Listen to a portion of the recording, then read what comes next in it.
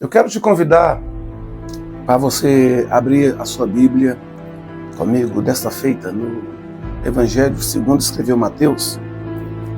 O capítulo é o de número 1. E enquanto você procura, eu sei que você não vai ter dificuldade porque você é leitor da palavra e você sabe que o livro de Mateus é o primeiro do Novo Testamento.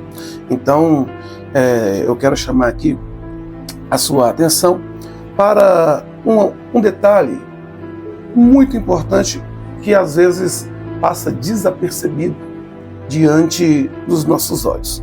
Nós sabemos que o capítulo de número 1 até ali o versículo de número 16, ele vai se tratar da genealogia de Jesus. Mas nós não queremos aqui entrar no mérito em si da genealogia, queremos falar de uma forma específica sobre as mulheres que estão aqui inseridas na genealogia de Jesus. E a genealogia vai nos dar aqui 5 mulheres. Enquanto você vai ficando confortável aí para nos acompanhar, eu quero aqui fazer uma menção, Você está acompanhando os nossos vídeos novos, Nós estamos aí tendo uma qualidade de som melhor. Creio que você está aí percebendo. Também nós estamos dia após dia melhorando aqui também os nossos estúdios, as nossas iluminações. E você já sabe, aqui na voz é o Fernando Inácio, que comunica convosco, sempre aqui nos nossos vídeos, mas nós temos também uma produção e nós precisamos também aqui fazer menção da nossa produção, que é através do Cláudio Silva. Deus em Cristo continue abençoando Cláudio Silva, porque está aqui realizando esse tão importante trabalho, fazendo dia após dia o canal Fernando Inácio chegar com uma qualidade melhor para vocês, porque vocês merecem. Vamos então aqui à questão primordial do nosso vídeo de hoje. A primeira mulher da genealogia de Jesus está aqui no versículo de número 3. Essa mulher se chama Tamar. Você já parou para pensar um pouquinho sobre a história de Tamar? Tamar, ela foi a mulher, de uma forma bem resumida, que casou com os 2 filhos que Jacó teve, e esses 2 morreram, e o terceiro filho, Jacó, não quis entregar para Tamar.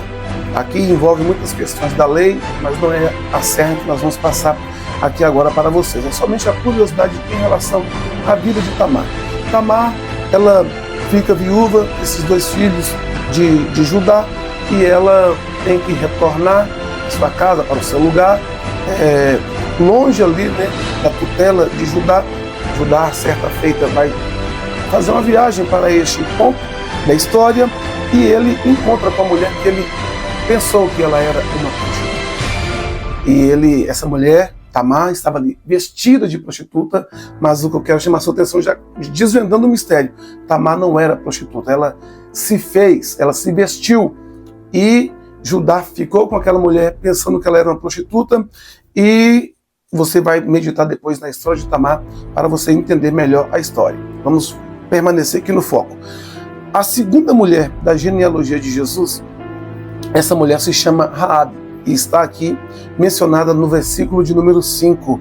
E todos nós sabemos que Raabe é aquela que morava ali em Jericó, sobre os muros, e quando os espias chegaram ali, ela os hospedou, Eles ficaram hospedados na casa de Raabe, e eles fecharam ali uma aliança com ela, que quando eles chegassem para conquistar aquela terra, ela e quem estivesse dentro da sua casa, sua família, e enfim, não iriam morrer. Mas quem era a Raabe? Raabe, ela era uma prostituta, literalmente uma meretriz.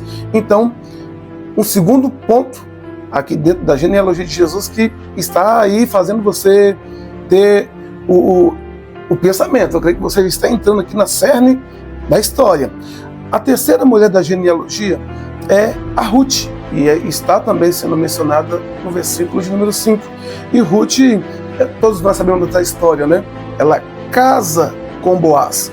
Mas o enredo que acontece entre Ruth e Boaz antes do casamento dos dois, nós sabemos que Boaz ele dá uma orientação para que ela saísse do local onde ela passou a noite dormindo, porque ele estava lá também tinha tomado um vinho a mais. Quando ele acorda, ele vê aquela mulher ali a seus pés, e se as pessoas vissem aquela situação, aquela mulher que era uma mulher bacana, né, muito bem vista, bem aventurada, como o texto vai falar sobre ela ali naquela região, ele mandou ela sair de forma silenciosa, posso até usar a expressão que sorrateira, para que ela não fosse difamada como uma mulher que estava de uma forma leviana, ficando com um homem, neste caso aqui, o Boaz. Então, temos aqui o terceiro ponto já de compreensão dentro da genealogia de Jesus. E o versículo 6 vai mostrar mais uma mulher na genealogia de Jesus. O texto não vai falar o nome dela, mas vai fazer menção daquela que foi mulher de Urias. Todo mundo sabe quem foi a mulher de Urias, que teve o envolvimento com o rei Davi. O nome dela é Batseba. E esta mulher, ela também ela teve um caso ali extraconjugal com o rei Davi. Então nós já entendemos qual que foi o pensamento das pessoas daquela época, né? E até de nós mesmos, quando lemos o texto, da situação daquela mulher. Como que nós vemos Batseba na história do rei Davi, né? Em questão da traição com seu esposo. Quarto ponto aqui na genealogia de Jesus. E o último ponto é o versículo 16. Maria, todos nós sabemos que ela estava desposada de José, não estava casada ainda não. Ela não tinha o direito de ir para a casa de José, nem José ir para a sua casa. Cada um ainda estava em casas separadas. Mas Maria se acha agora grávida de Jesus e o seu marido, quando recebe aquela informação, o que José vai fazer? Ele vai fugir, ele vai deixar Maria ali, vai abandonar Maria, porque ele entende, Maria ficou com alguém, então eu não vou casar com uma mulher que ficou com alguém, mas também como eu a amo, não vou difamá-la, vou sair secretamente, depois ela resolve as suas questões pessoais. Foi necessário que tivesse a interpelação do anjo para fazer José entender que Maria não era uma mulher que estava ficando com outros homens, né? Mas o que estava sendo gerado nela era fruto do Espírito Santo de Deus, ou era obra do Espírito Santo de Deus. Então, o que eu quero chamar a sua atenção? Maria, ela foi difamada por uma mulher que ficou com alguém. Batseba, literalmente, foi uma mulher que ficou ali, no caso, né? Seu marido era Urias, ela fica com o rei Davi. A Ruth, ela, através de Boaz, ela foi orientada a sair e não teve, né, a questão, mas ela correu um risco seríssimo de também estar ali sendo difamada de ser uma mulher que ficava a lavonter com os homens. A Raabe, ela era literalmente uma prostituta, e a Tamar, ela foi tida por uma prostituta.